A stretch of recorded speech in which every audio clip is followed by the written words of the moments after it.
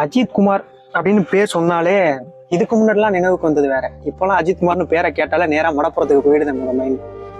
ஒரு இஷ்யூ அப்படின்னா நம்ம பேசலாம். கடந்த ஒரு வாரத்துக்குள்ள எவ்வளவு இஷ்யூ நடந்துருச்சு. ஒண்ணு வந்து வரதட்சணை கொடுமையால ஒரு பொண்ணு சூசைட் பண்ணிட்டதா இருக்கட்டும். அப்புறம் ஒரு பையன் அதே சிவகங்கை மாவட்டத்துல ஒரு பையன் ஸ்கூலுக்கு போயிட்டு மர்மமான முறையில இறந்ததா இருக்கட்டும். இப்ப அஜித்குமார் அப்படிங்கிற அந்த இஷ்யூ வந்ததா இருக்கட்டும். இது சிவகாசியில் நடந்த வெடிவிபத்தா இருக்கட்டும். இது எல்லாமே வந்து தொடர்கதையா நடந்துகிட்டு இருக்கு. ஒரே வாரத்துக்குள்ள இவ்வளவு விஷயம் நடந்ததா நான் இதுக்கு முன்னாடி பார்த்ததும் இல்லை, எனக்கு நினைவும் இல்லை. இது எல்லாமே வந்து நீ புதுசா நடக்குதா அப்படின்னா இது எல்லாமே முன்பு நடந்ததுதான். நீங்க அந்த பையன் ஸ்கூல்ல மர்மமான முறையில் இறந்தது, கள்ளக்குறிச்சியில ஏற்கனவே ஸ்ரீமதினு ஒரு பொண்ணு இறந்ததான். ஸ்கூலுக்கு தண்ணி தொட்டிக்குள்ள விழுந்து ஒரு பையன் இறந்ததா பார்த்தோம்.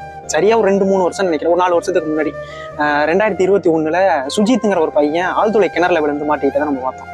அப்படி இந்த வரதட்சணை கொடுமை ஊருக்கு நடக்கிற ஒரு விஷயம் தான். அதெல்லாம் யாருமே பேசல. புதுசா ஒரு விஷயம்லாம் யாரும் எடுத்து பேசுறது இல்லை. இது ரொம்ப வைரலான உடனே அதை எல்லாரும் எடுத்து பேசுறாங்க. இன்னைக்கு அஜித் குமார் அப்படிங்கிற அந்த லாக்அப் டெத் இருக்குல்ல, இதெல்லாம் வந்து இந்த கடந்த 4 ஆண்டுகள் மட்டும் 20க்கு மேல நடந்ததா சொல்றாங்க. 2020க்கு முன்னாடி 20 காலகட்டத்தில் நடந்ததை கூட நம்ம பார்த்தோம். இது எல்லாமே தொடர்ச்சியா நடக்கக்கூடிய ஒரு விஷயம் தான்.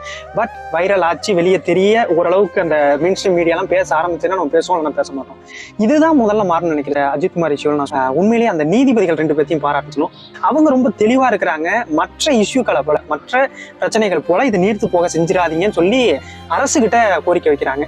தயவு செஞ்சு எல்லா எவிடன்ஸையும் கொடுங்க, இதில் நிச்சயமா நீதி கிடைச்சாகும். ஏன்னா ஒரு அப்பாவி தண்டிக்கப்படுறது எங்கேயுமே அந்த குடும்பம் நடக்கக்கூடாது. குறைஞ்சபட்சம் ஒரு மேல இதுக்கு மேல ஒரு பெட்டி கேஸ் இல்லை யாரையும் எதிர்த்து ஆபாசமா பேசுறதாகவோ இல்லை ஏதோ ஒரு வழக்கு இருந்திருக்கும். எதுவுமே இல்லை.